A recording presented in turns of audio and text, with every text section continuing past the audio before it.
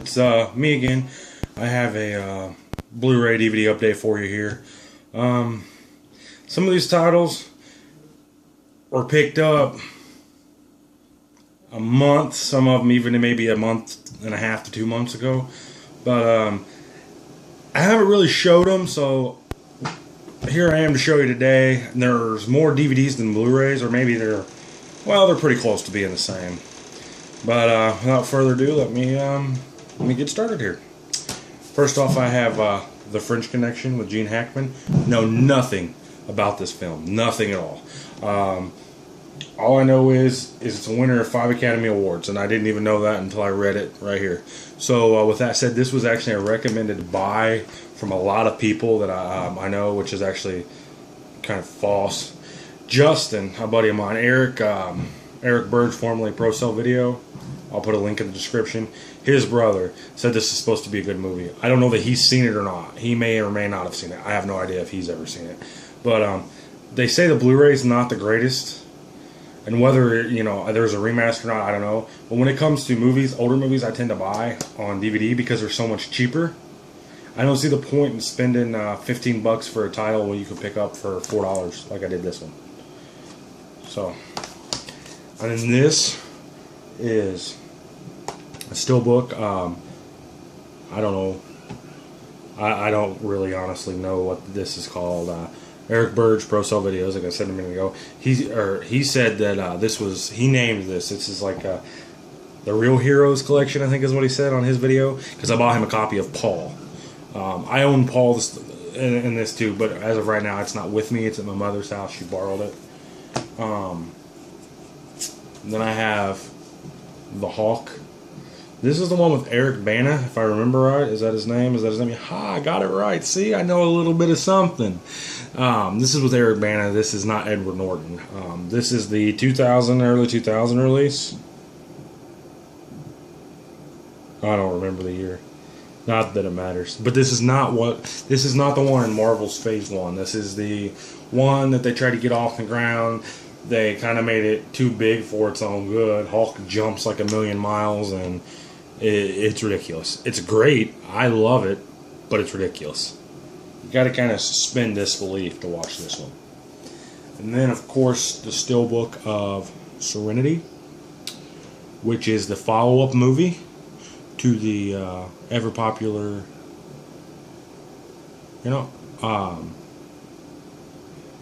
wow, I can't talk today. Firefly.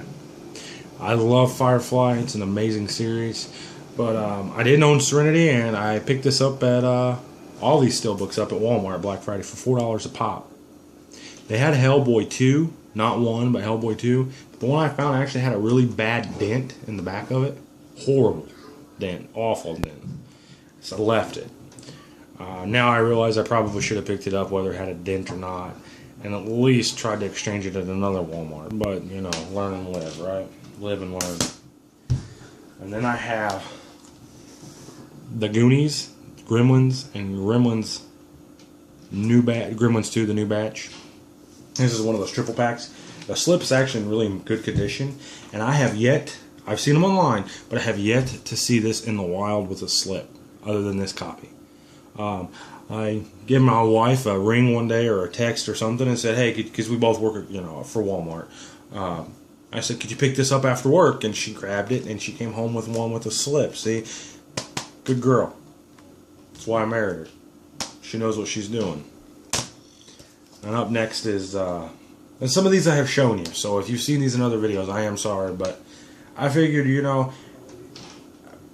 might as well give you guys a quick update, even though maybe you have seen some of these titles, we mentioned some of these titles, but I don't think I've ever went over them extensively as I am in this video.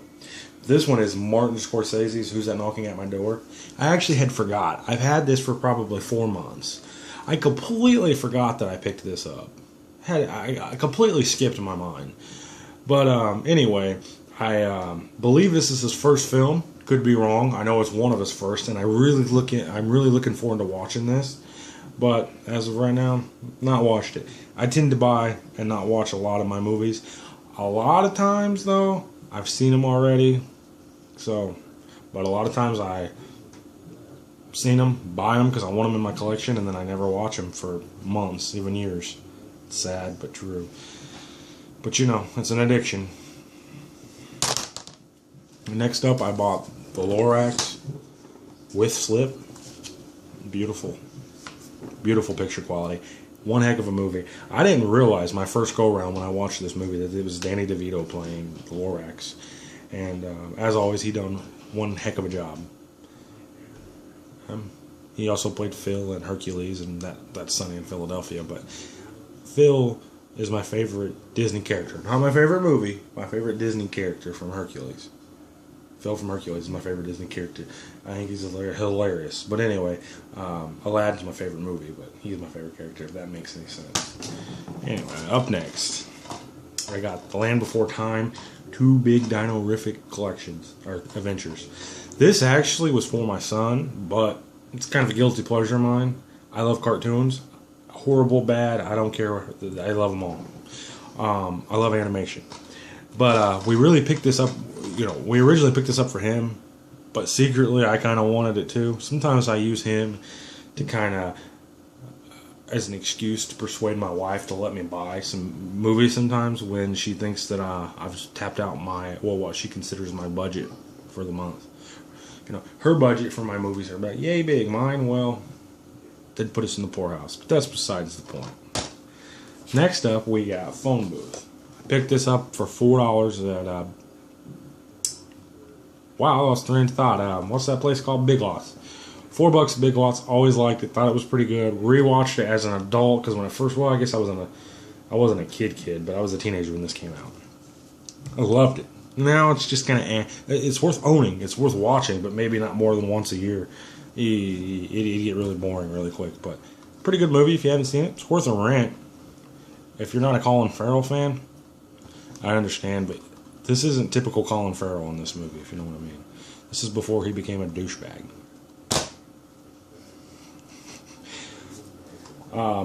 And then a river run through it. This is actually in mint condition. The disc is in mint. It's even got the little slip. Remember when DVDs used to do this? Put the little slip inside. Now the disc's not in there, but it's upstairs in the Blu-ray player. Because I watched it the other night, but never finished it. This is, of course, you know, directed by Robert Redford. It's got Brad Pitt in it. And it's got, Greg Schaefer. I know who he is. I can't speak for any films that he's in, but I recognize his face, but I really couldn't tell you how you pronounce that name or what he's really done. If that makes any sense. I recognize him. He looks familiar, but I don't know who he is. But anyway, not finished it, but from what I've seen, excellent movie. The reason I picked this up on DVD and not Blu-ray is it was $1.50, and the picture quality is pretty good for a DVD. I mean, I can spend $1.50 on this and save my, you know, $10 or $12 difference for the Blu-ray, you know.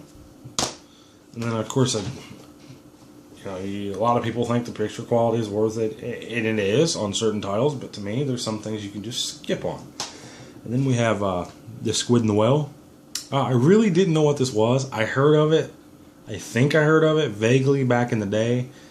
And then I found it for $3 and thought, hell, why not? Brand new, pick it up, $3, right? Either I didn't get the movie and I didn't understand it, or I didn't like it. If that makes any sense. Whoa, that's fun. Sorry about that, guys. I had a little bit of technical error.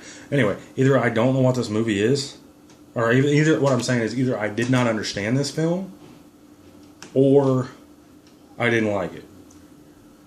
If that makes any sense. If that doesn't make any sense, you're not the only one that doesn't understand what I'm trying to say.